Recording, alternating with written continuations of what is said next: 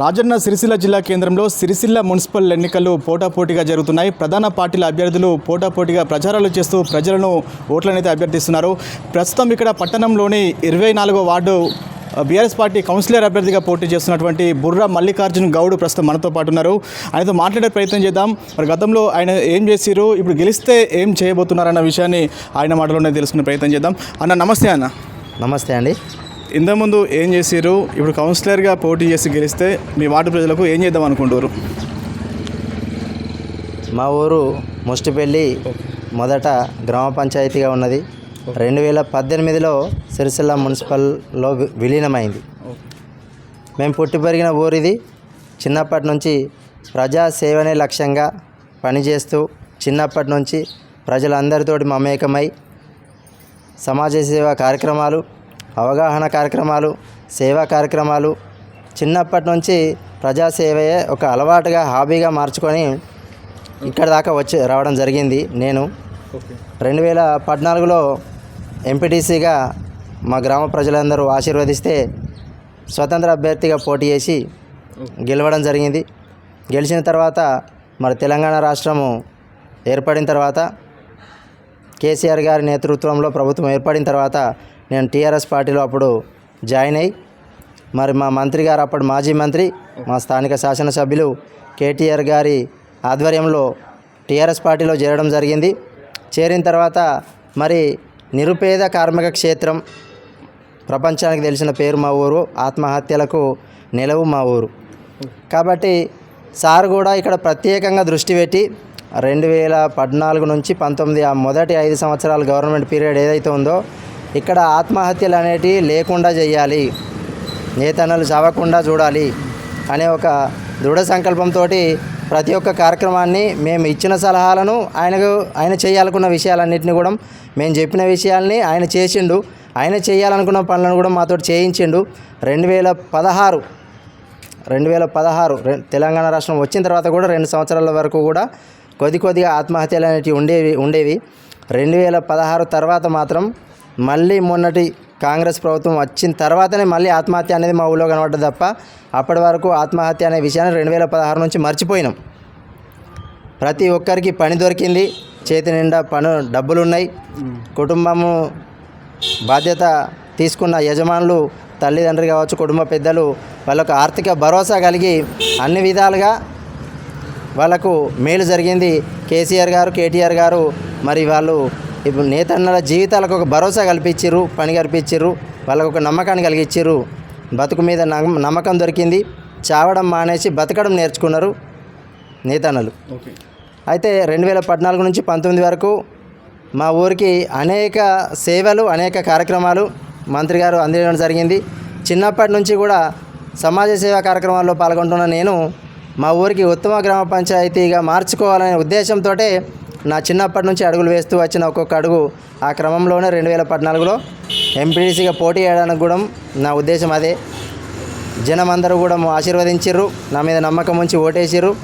2014 నుంచి 2019 దాకా ఎంపీటీసీగా పనిచేసిన మనకు గ్రామజ్యోతి పథకంలో భాగంగా మా సార్ కేటీఆర్ గారు అప్పటి జిల్లా కలెక్టర్ నీతు కుమారి ప్రసాద్ గారికి దత్తత ఇవ్వడం జరిగింది.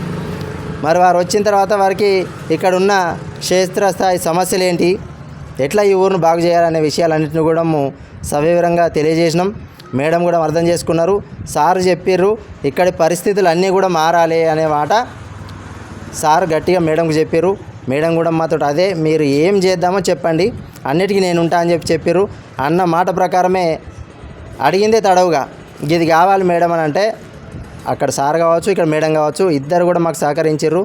వందల రకాల కార్యక్రమాలు, 100% లిటరసీ ప్రోగ్రామ్ అయితేంది, లిక్కర్ బ్యాన్ అయితేనేమి, పచ్చదనం పరిశుభ్రత అయితేనేమి, హరితహారం లాంటి ఏ కార్యక్రమం తీసుకున్నా ఒకప్పుడు పేపర్లకు రాయాలంటే ఆత్మహత్యలు, కష్టాలు, కన్నీళ్ళు, బాధలే మా ఊరు గురించి. కానీ ఏదైతే ఆ గ్రామజ్యోతి పథకం స్టార్ట్ అయిందో అప్పటి నుంచి ఇక ఈ కీర్తి పతాక అనేది ఎక్కడికో వెళ్ళిపోయింది రాజునగర్ ముష్టిపల్లి గ్రామంది. అట్లాంటి కార్యక్రమాలు అన్నీ జరగడం జరిగింది. 2018లో మరి మా ఊరికి ఉత్తమ గ్రామ పంచాయతీగా జాతీయ స్థాయిలో అవార్డు వచ్చింది. నా సంకల్పం నెరవేరింది, ఊరుకు పేరు వచ్చింది, నాకు పేరు వచ్చింది అనే ఉద్దేశంతో నేను చాలు అనుకున్నా. అంటే కౌన్సిలర్గా పోటీ చేసేందుకు కౌన్సిలర్ అభ్యర్థులు అనేకమైనటువంటి హామీలు ఇస్తారు. మరి బుర్రం మల్లికార్జున గౌడ్ 24 వార్డు ప్రజలకు మరి ఎలాంటి హామీలు ఇస్తారు? ఓకే, అయితే 2019లో నా పదవి అయిపోయిన తర్వాత నేను హైదరాబాద్కి జాబ్ చేసుకుందామని వెళ్ళిపోయినా. మళ్ళీ 2020లో మున్సిపల్ ఎలక్షన్, మా ఊరు 2018లో మున్సిపల్లో మెర్జ్ అయింది. మెర్జ్ అయిన తర్వాత రాజీవ్ నగర్ మరియు సిరిసిల్ల పట్టణం జేపీ నగర్ శివారు ప్రాంతం, సిరిసిల్ల శివారు ప్రాంతం, జేపీ నగర్, భవానీ నగర్, ఈ 3 ప్రాంతాలు కూడా కలిసి మా వార్డుగా ఏర్పడ్డది, 24 వార్డుగా. మరి ఇటు మా రాజనగర్ గ్రామానికి చెరువు శిఖాన్ని ఆనుకొని ఉన్న శివారు ప్రాంతము నా వార్డు. అటు సిరిసిల్ల పట్టణానికి శివారు ప్రాంతమైన జేపీ నగర్, భవానీ నగరు, సిరిసిల్ల శివారు 24 వార్డు. వెరసి ఏమైందంటే చాలా పెద్దగా ఉంది వార్డు, కొత్తగా డెవలప్ అవుతున్న ఏరియా ఎక్కువ ఉన్నది. గతంలో 2020 ఎలక్షన్లో కూడా మన ప్రభుత్వం ఉన్నదని చెప్పి మనం చాలా హామీలు ఇచ్చినాం అభివృద్ధికి. అవన్నీ చేయాలనే 2014లో నేను సక్సెస్ఫుల్గా చేసిన, అదే దృఢ నిశ్చయంతో పనిచేయాలనే ఉద్దేశంలో ముందుకు పోయినాం. కాకపోతే ఏమైందంటే 2020లో మేము గెలిచిన వెంటనే కరోనా రావడం, 2 సంవత్సరాలు 2020-21 కరోనాలో కలిసిపోయింది. ఇక మనం బతకడమే ముఖ్యం, అక్కడ డెవలప్మెంట్ దాకా ఆలోచించే పరిస్థితి లేదు. ఇక 2022లో కొద్దిగా గొప్ప పనులు మొదలుపెట్టినాము. 2023 ఎలక్షన్ ఇయర్ ప్రభుత్వము మారింది. ఈ మారిన తర్వాత కాంగ్రెస్ ప్రభుత్వంలో పరిస్థితులు అంత అనుకూలంగా లేవు ఏ పని చేయడానికైనా. కాకపోతే పని ఎక్కువ ఉన్నది, మేము చేసిన పని అనేది తక్కువ పని జరిగింది. అది చేసినట్టు కనబడతలేదు, ఎందుకంటే వార్డు పెద్దగా ఉన్నది. కాబట్టి ఇప్పుడున్న పరిస్థితులలో ముఖ్యంగా మౌలిక వసతుల కల్పనే, ఎందుకంటే సిటీకి శివారు ప్రాంతం అది, కొత్తగా ఏరియా పెరుగుతుంది కాబట్టి మౌలిక వసతులు అనేటివి పూర్తిగా లేవు. సీసీ రోడ్లు కానీ, డ్రైనేజీలు కానీ, ఇవి వీధి పోల్స్ కానీ ఇవన్నీ కూడా పూర్తి స్థాయిలో ఏర్పాటు కాలేదు. వాటన్నిటినీ కూడా ఇక్కడ మా స్థానిక శాసనసభ్యులు ఎమ్మెల్యే గారి సహకారంతో మరియు సిరిసిల్ల మున్సిపల్ మీద టీఆర్ఎస్ జెండాను ఎగరబోతుంది. ఖచ్చితంగా టీఆర్ఎస్ కౌన్సిలే ఉంటుంది. మరి కౌన్సిల్ సహకారంతో కూడా ఏ పని అయినా, ఎటువంటి పని అయినా, అది పెన్షన్లు కావచ్చు, రేషన్లు కావచ్చు, ఇంకా సంబంధించిన ప్రభుత్వ పథకాలు ఏదున్నా కూడా కలబడి నిలబడి కొట్లాడి తీసుకొచ్చే బాధ్యత మేము తీసుకుంటున్నామనే హామీ ప్రజలకు ఇచ్చి గడపకు పోయి చేతులు జోడించి నమస్కరించి ఓటు అడుగుతున్నాం. ఏం చేశారు ఇంతకుముందు మీ వార్డు ప్రజలకు కానీ, మీ ముష్టిపల్లి గ్రామ ప్రజలకు కానీ ఎలాంటి సేవా కార్యక్రమాలు చేస్తారు? అంటే పర్సనల్గా వ్యక్తిగతంగా అంటే నేను చిన్నప్పటి నుంచి, అంటే నేను 10వ తరగతి జరుగుతున్న క్రమంలోనే చదువుకునేటప్పుడే మొట్టమొదట మా గ్రామంలో అన్నదాన కార్యక్రమాన్ని మా యూత్ సభ్యులందరి ద్వారా మొట్టమొదటి కార్యక్రమం చేయడం జరిగింది. అవన్నీ అప్పటి నుంచే ఇట్లాంటి కార్యక్రమాలు ఎన్నో చేసినాం. రక్తదాన శిబిరాలు, మెడికల్ క్యాంపులు, అన్నదాన కార్యక్రమాలు, ఆధార్ కార్డుల కేంద్ర ప్రభుత్వం ఆధార్ కార్డులు దిగాలని చెప్పి కార్యక్రమం ఏర్పాటు చేసింది 2013లో. ఇక్కడ స్కూల్లో సెంటర్ ఏర్పాటు చేసిర్రు. జనం అందరూ ఊరందరూ వచ్చి పనులు మానేసుకొని రోజుల తరబడి అక్కడ కాపలా కాస్తే అక్కడ ఆ సైట్ సరిగ్గా రాక అవన్నీ ఇబ్బందులు జరుగుతున్నాయి. ఊరందరూ వచ్చి స్కూల్లోనే ఉండేటోళ్ళు. అప్పుడు మేము ఏం చేసినామంటే మా యూత్ సభ్యులందరం కూడా ప్రొద్దున 4 గంటలకే పోయి లైన్ కడుతురు అక్కడ. ఆ 4 గంటలకు మేము పోయి ఈరోజు ఎంతమంది అవుతారు అంతమంది ఒక లిస్టు సీరియల్ వైజ్ రాసి మిగిలిన వాళ్ళందరూ వెళ్ళిపోండి, 9 గంటలకు ఈ లిస్ట్ రాసిన వాళ్ళందరూ వచ్చి దిగండి అని చెప్పని ఒక 45 రోజుల పాటు అక్కడనే ఉండి ఆ ఆధార్ కార్డుల కార్యక్రమాన్ని సక్రమంగా ఎటువంటి ఇబ్బంది లేకుండా జరిగేటట్టు చేసినాం. అంటే 24 వార్డు ముఖ్యంగా పద్మశాలి కమ్యూనిటీ సామాజిక వర్గం ఎక్కువగా ఉంటుంది. బుర్ర మల్లికార్జున్ మాత్రం గౌడ సామాజిక వర్గానికి చెందినటువంటి వ్యక్తి. అంటే పద్మశాలీలను ఏ విధంగా ఆకట్టుకుంటారు, మరి ఏ విధంగా ఈ మున్సిపల్ ఎన్నికల్లో ఏ విధంగా గట్టెక్కుతారు? తప్పకుండా, అంటే మీరు చెప్పింది వాస్తవమే. కానీ నా చిన్నతనం నుంచి నేను పెరిగింది వాళ్ళ మధ్యలోనే, వాళ్ళని చూస్తూనే పెరిగిన. ఈరోజు ఇట్లా మాట్లాడగలుగుతున్నా, ఈ స్థాయిలో ఉన్నా అంటే కూడా కారణం వాళ్ళే. ఎందుకంటే మాది కలిగిన కుటుంబమే. ఒకవేళ నేను ఇక్కడ కాకుండా, వీళ్ళ మధ్యలో కాకుండా వేరే ఎక్కడ ఉన్నా కూడా అందరూ యువకుల్లాగానే నేను కూడా ఒక ఎంజాయ్మెంట్ బాట పట్టేవాడిని. కానీ ఇక్కడ కష్టాన్ని చూసిన, కన్నీళ్ళను చూసిన, బాధలను చూసిన, అన్నింటినీ చూసినాం. చిన్నప్పుడు అంటే ఆ దారుణమైన పరిస్థితి చెప్పాలో లేదో కానీ ఒక చిన్న గిన్నె తీసుకొచ్చి అన్నం వండుకునే వాళ్ళ ఇంట్లో ఒక గిన్నెని ఇచ్చి, మీరు వండుకునేటప్పుడు వార్చే గంజి ఏదైతే ఉంటుందో ఆ గంజి ఆ గిన్నెలో పట్టి పెడితే మా పిల్లలకు తినిపిస్తాం, తాగిపిస్తామని చెప్పి అప్పటి తల్లులు కొంతమంది ఇళ్ళకు గిన్నెలు తీసుకొచ్చి ఇచ్చేటోళ్ళు. అంతటి దయనీయమైన పరిస్థితి అది. అట్లాంటి కష్టాలను చూస్తూ పెరిగినాయి కాబట్టే ఇంత బాధ్యతగా చిన్నప్పటి నుంచి నేను జనం కోసం పనిచేస్తున్నా.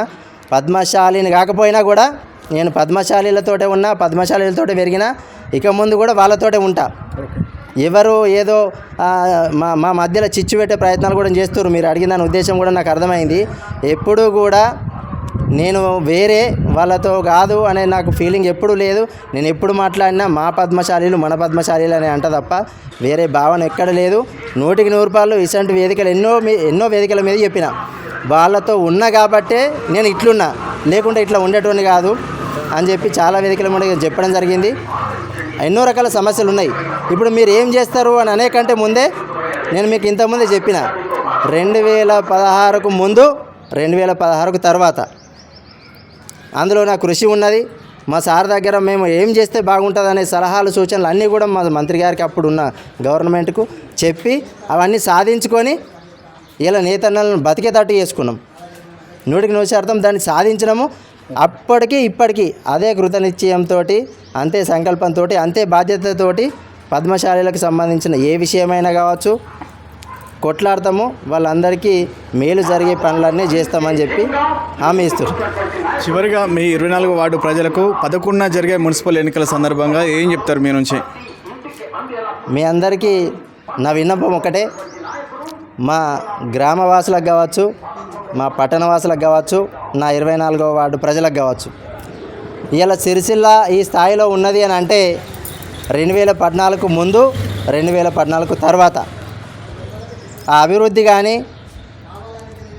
జరిగిన మంచి కానీ, ప్రజల ఆర్థిక పరిస్థితి మెరుగుపడడం కానీ ఏ విషయమైనా అది టీఆర్ఎస్ ప్రభుత్వంలో కేసీఆర్ గారి నేతృత్వంలో కేటీఆర్ గారి ఆధ్వర్యంలోనే జరిగింది. మరి ఇక ముందు కూడా గడిచిన ఈ కాంగ్రెస్ ప్రభుత్వం 2.5 సంవత్సరాలలో కూడా మనకు తట్టెడు మట్టి ఎత్తలేదు, పొయ్యలేదు. రాబోయే 2 సంవత్సరాలు కూడా అదే పరిస్థితి ఉండబోతుంది అనేది మనకు కళ్ళ కట్టినట్టు తెలుస్తున్నది. కాబట్టి మళ్ళీ కేసీఆర్ గారే రావాలి, మన బతుకులు బాగుపడాలి అని అంటే ఇప్పటి నుంచి జరిగే ఏ ఎలక్షన్ అయినా కూడా కారు గుర్తుకే ఓటేసి ఈ కాంగ్రెస్ ప్రభుత్వాన్ని మేము తిరస్కరిస్తున్నాము అనే విషయాన్ని ప్రజలందరూ కూడా ఏకతాటి మీదకి వచ్చి ముక్త కంఠంతో ఈ ఓటు ద్వారా తెలియజేయాలి. 11 తారీఖు నాడు సిరిసిల్ల మున్సిపల్లో జరగబోయే ఎన్నికలలో సిరిసిల్ల పట్టణ ప్రజలందరూ కూడా కారు గుర్తుపై ఓటేసి సిరిసిల్ల మున్సిపాలిటీలో టీఆర్ఎస్ పార్టీ అభ్యర్థులను ఘన విజయం తోటి గెలిపించాలని చెప్పి సమనీయంగా కోరుకుంటున్నాను. మీరు చెప్పండి, మీరు కూడా గతంలో సిరిసిల్ల కౌన్సిలర్గా సేవలు అందించినట్లు తెలిసింది. అంటే ఇప్పుడు మీ కొడుకు మల్లికార్జున్ గౌడ్ బరిలో ఉన్నారు. ఏం చెప్తారు మీరు ఒక సీనియర్ నాయకురాలుగా, ఒక మాజీ కౌన్సిలర్గా మీరు ఏం చెప్తారు మరి మీ వార్డు ప్రజలకు? మా వార్డు ప్రజలకు నేను 24వ వార్డుల మా గ్రామం రాజీవ్ నగర్ అయితే వార్డులుగా ఏర్పడి 24వ వార్డు జేపీ నగర్ రాజీవ్ నగర్కు ఏర్పడ్డది. శివారి ప్రాంతంగా ఏర్పడ్డది కాబట్టి అప్పుడు నాకు అవకాశం వచ్చింది.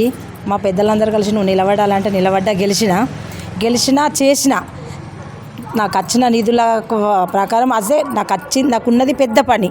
నాకు వచ్చింది గింత వరకు, ఇంకా పనులు మిగిలిపోయినాయి. ఆ మిగిలిపోయిన పనులు చేయకుండానే నేను మళ్ళీ పక్కకుంటే ఆ పని అంతా నాకు పేరు రాదు. అది మళ్ళీ నా కొడుకు అవకాశం వచ్చింది. ఆ అవకాశాన్ని తీసుకొని ప్రజలందరూ మరి ఆశీర్వదించి నాకెట్లయితే ఓటేసి గెలిపించిండ్రో ఇంకా మిగిలిపోయిన పనులు కూడా ఆ సేవ చేయించుకుంటారని ఆశించి నా కొడుకుని నిలబెట్టిన. అదే నా కొడుకు మా 24వ వార్డు ప్రజలందరూ ఆశీర్వదించి మళ్ళీ గెలిపిస్తారని ఆశిస్తున్నాను. రైట్, ఇది సిరిసిల్ల మున్సిపల్ ఎన్నికల్లో ఖచ్చితంగా బీఆర్ఎస్ పార్టీ గెలుస్తున్నట్టు వీరైతే ఆశాభావం వ్యక్తం చేస్తున్నారు. సిరిసిల్ల పట్టణ అభివృద్ధి జరగాలంటే కేటీఆర్ నిలబెట్టినటువంటి అభ్యర్థులే ఖచ్చితంగా గెలవాలి, ఖచ్చితంగా అభివృద్ధి జరగాలి అంటూ వీరైతే ఆశాభావం వ్యక్తం చేస్తున్నారు. గతంలో కూడా మల్లికార్జున్ గౌడ్ గ్రామ మాజీ ఎంపీటీసీగా కూడా ప్రజలకు సేవలు అందించారు. వీరి కుటుంబం కూడా రాజకీయంగా ప్రజలకు సేవ చేసే కుటుంబంలా కనిపిస్తుంది. ఖచ్చితంగా మరి 11న జరిగే మున్సిపల్ ఎన్నికల్లో మరి ప్రజలు ఎలాంటి తీర్పు ఇస్తారో తెలియాలంటే మరికొద్ది రోజులు ఆగాల్సి ఉంది. కెమెరా పర్సన్ రాజుతో ప్రశాంత్, TV8 సిరిసిల్ల నుంచి.